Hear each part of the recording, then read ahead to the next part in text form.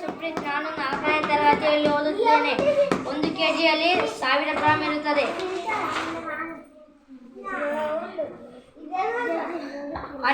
ಅರ್ಧ ಕೆಜಿಯಲ್ಲಿ 500 ಗ್ರಾಂ ಇರುತ್ತದೆ.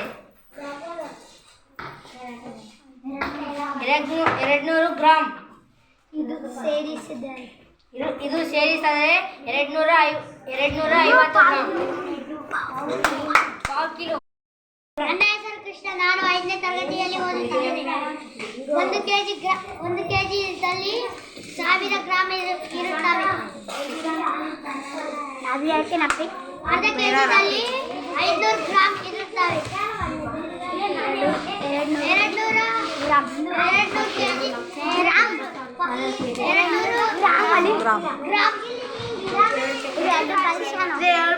ಇವ 2 ಕಲಿಸಿ ಪಾವು ಕೆಜಿ.